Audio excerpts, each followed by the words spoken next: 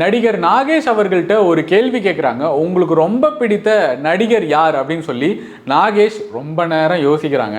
ரொம்ப நேரம் யோசிச்சதுக்கு அப்புறம் அவர் சொன்ன பதில் யாரா இருக்கும், நீங்க யாருமே இது வரைக்கும் கெஸ் பண்ணாத ஒரு நடிகர் மிஸ்டர் காக்கா ராதாகிருஷ்ணன் அவர்கள். அவருடைய நடிப்புடைய திறமையை பார்த்து அவர் ரொம்ப வியந்திருக்காராம். தேர்காலம் வர்றதுக்குள்ள நான் திரும்பி வர்ற தேர்காலம் வரும். அவரை இப்போ இருக்கிற நிறைய பேருக்கு வந்து தெரியாது. இவர் வந்து 1930 இருந்தே வந்து சினிமாவில் வந்து நடிக்கிறதுக்காக ட்ரை பண்ணியிருக்காங்க. 1940 தான் இவருக்கு வந்து வாய்ப்பே கிடைக்காது. கிட்டத்தட்ட அந்த 10 வருஷ போராட்டம் இருக்குல்ல, அது ரொம்ப பெருசு. அந்த இடைப்பட்ட நேரத்துலையுமே வந்து நாடகத்தில் நடிக்கிறது, கிடைச்ச இடங்கள்ல வசனம் எழுதுறது.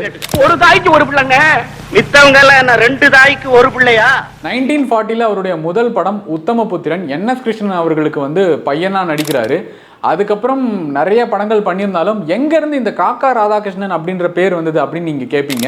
1949 மங்கையர்கரசி அப்படின்ற ஒரு படம். அந்த படத்தில் வந்து இந்த காக்காவை வந்து பிடிக்கணும், அதுக்காக வந்து இவர் நிறைய ட்ரைனிங் எடுக்கிறாரு. உண்மையாலுமே அவர் வந்து படத்துடைய சீனுக்காக வந்து காக்காவை போய் பிடிக்கிறாரு. காக்காவை பிடிச்சி லைவாக அதை வந்து கேப்சர் பண்ணுறாங்க. அதுக்கப்புறம் நிறைய காக்காவோட பேசி பழகி காக்கா கூடவே இருக்க ஆரம்பிச்சிட்டாரு. அப்பையிலேருந்தே அவருக்கு வந்து அந்த காக்கா ராதாகிருஷ்ணன் அப்படின்ற பேர் வந்து அடைமொழியோட வந்து ஒட்டிக்குச்சு. பெத்தவங்க 4 வார்த்தை பேசுறதுக்குள்ள பிள்ளைங்க எதிர்த்து 8 வார்த்தை பேசினா ஏன் பார்த்துட்டாங்க. இந்த புனைப்பெயரோட அவர் வந்து எல்லாரும் கூப்பிட பழக ஆரம்பிச்சாங்க. அப்புறம் நாளாக வந்து இந்த பேர் வந்து அவருக்கு அடையாளமாக மாறிடுச்சு. 1950 1963 வரைக்கும் எல்லா பெரிய படங்கள்லையுமே இவர் வந்து நடிச்சிருக்காரு. லைலா மஜ்னு, வனசுந்தரி, சிங்காரி, மணமகள், மாப்பிள்ளை, மனோகரா, ரம்பையின் காதல், மணிமேகலை, இப்படி தமிழ் சினிமாவில் இருக்கக்கூடிய பெரிய படங்கள் எல்லாத்துலேயுமே நடிச்சிருக்காரு. அதுக்கப்புறம் ஒரு கரியர் பிரேக். பர்சனலி அவரால் வந்து நடிக்க முடியாதுன்னு சொல்லி அவர் வந்து விலகியிருக்காங்க. இண்டஸ்ட்ரியில் இருக்கிற பல பேரும் ஷாக், ஏன் இவர் வந்து நடிக்கல அப்படின்னு சொல்லி. நாங்க பந்தயத்தில் ஜெயிச்சு உங்க ஆரவல்லிய பந்தாட வந்திருக்கோம். நாகேஷ் இவருடைய ஆக்டிங் பத்தி சொல்றாரு. இவர்கிட்ட இருக்கிற அந்த டைமிங் சென்ஸ், இவர்கிட்ட இருக்கிற அந்த ரியாலிட்டி, ஊர்ல அடக்கி விட்டாங்க. கேரக்டரோட எப்படி ஒன்றி வாழுறது, இது எல்லாத்தையுமே வந்து நாங்க வந்து இவர மாதிரியான நடிகர்கள் கிட்ட இருந்து தான் நாங்க கத்துக்கிறோம். அதுக்கப்புறம் தான் நாங்க வந்து பல பேரை வந்து சொல்ல முடியும். வந்த காரியம் முடிகிற வரைக்கும் இந்த மாதிரி சபலத்தெல்லாம் விட்டுடு. ரொம்ப நாள் கழிச்சு கமலஹாசன் அவர்கள் வந்து ஃபோன் பண்ணி நாகேஷ்ட வந்து கேட்குறாங்க, எனக்கு வந்து ஒரு நல்ல நடிகரை சொல்லுங்க, எனக்கு வந்து நல்லா நடிக்கிற ஒருத்தர் வந்து தேவை, அவரை ரெக்கமெண்ட் பண்ண முடியுமா? ஏன்னா தேவர் மகன்ல வந்து ஒரு முக்கியமான ரோலுக்கு வந்து பார்த்துட்டு இருக்கோம். அப்படின்றப்ப நாகேஷ் சார் ரெக்கமெண்ட் பண்ண ஒரு பேர் வந்து காக்கா ராதாகிருஷ்ணன். அவர் என்னமா நடிப்பார் தெரியுமா அப்படின்னு சொல்லி. ஏன்னா அவர் வந்து சிவாஜி கணேசனுக்கு அந்த படத்தில் வந்து அண்ணனா பெரிய தேவராக வந்து நடிப்பார். ஸோ அந்த கேரக்டருக்கும் ஒன்றி போகணும், அதை வந்து நம்பணும். சிவாஜி கணேசனுக்கு அண்ணனாலும் அந்த நடிப்பாலும் நம்ப வைக்கணும்.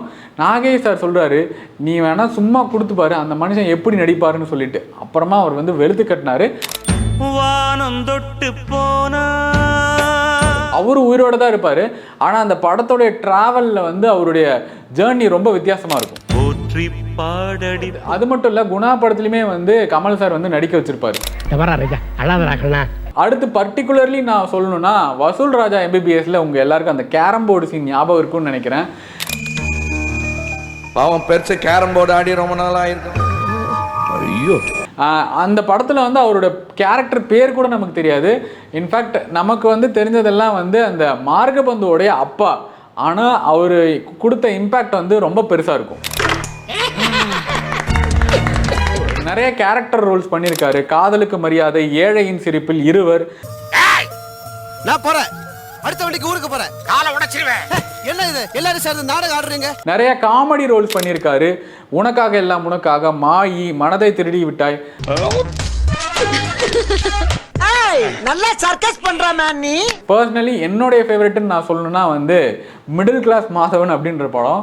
எனக்கு இந்த படமாகவே அது எப்போ பார்த்தாலும் எனக்கு இந்த ஹோல் படம் ரொம்ப பிடிக்கும். காமெடியாக ஒர்க் அவுட் ஆகியிருக்கும், ஒரு ஃபேமிலி பாண்டிங் இருக்கும். அதை தாண்டி வந்து நீங்கள் இந்த படத்தை வந்து ஸ்கிப் பண்ணுறதுக்கான எந்த ஒரு வாய்ப்புமே இருக்காது. மாமா மலைக்கு போயிட்டு வந்திருக்கீங்க, ராஜா வீட்டு விருந்து, சிக்கன் ஒரு புடி புடிங்க. வேற லெவலில் அடித்து துவம்சம் பண்ணியிருப்பாங்க எல்லாருமே இந்த படத்தில். ஐயோ பூனைக்கறி கேட்கிறார் தாத்தா, எடுத்து வை. நடிகர் நாகேஷ் அவர்கள் வந்து சொல்லியிருப்பாங்க, இவரெல்லாம் நடிக்க வச்சா நம்ம அப்படியே வேடிக்கை பார்க்கலாம், இவரெல்லாம் ஸ்க்ரீன் முன்னாடி வந்தால் நம்ம வந்து நடிக்கிறதே தெரியாது, அந்த மாதிரியான பர்ஃபார்மன்ஸ் ஆர்டிஸ்ட், அந்த மாதிரி வந்து ஒரு விஷயத்தை வந்து ஸ்கோர் பண்ணிட்டு போயிடுவாரு. அவளுக்கு மட்டும் என் மேல அனுதாபம் இருக்குமோ நினைக்கிறேன். நீயா நினைக்கிறியா? நினைப்ப காக்கா ராதாகிருஷ்ணன் அவர்கள் ஒரு இன்டர்வியூல சொல்றாங்க, சிலருக்கு உங்கள் வார்த்தைகள் புரியாது, சிலருக்கு உங்களை புரிந்து கொள்ள வார்த்தைகள் கூட தேவைப்படாது. எல்லாருமே அவசரமா வாழ்றாங்க. இந்த 10 நாள்ல ஜெயிக்கணும், 100 நாளுக்குள்ள எல்லா விஷயங்களும் பண்ணணும்னு சொல்லிட்டு அப்படி வாழ்றாங்க. ஆனா நான் சினிமாக்குள்ள வர்றதுக்கே வந்து ஒரு பெரிய போராட்டத்தை சந்திச்சேன்.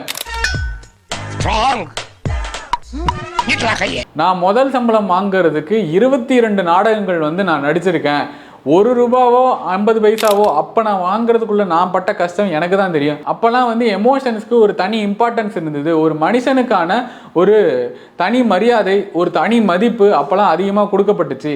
ஆனால் இப்போ காலம் மாறி போயிடுச்சு அப்படின்னு சொல்லி அவர் சொல்லியிருப்பார். சிம்பிளாக அவர் நமக்கு சொல்கிற ஒரு விஷயம் என்னன்னா, எது கிடைச்சாலும் அதை ஏற்றுக்கிட்டு அன்போட வாழ பழகுங்க. உங்கள் வாழ்க்கையை ரொம்ப பிடிக்கும், நீங்கள் செய்கிற வேலையை ரொம்ப ரசித்து பண்ண ஆரம்பிப்பீங்க அப்படின்னு சொல்லி. அண்ட் எனக்குமே இந்த கோட் வந்து பர்சனலி ரொம்ப பிடிச்சது.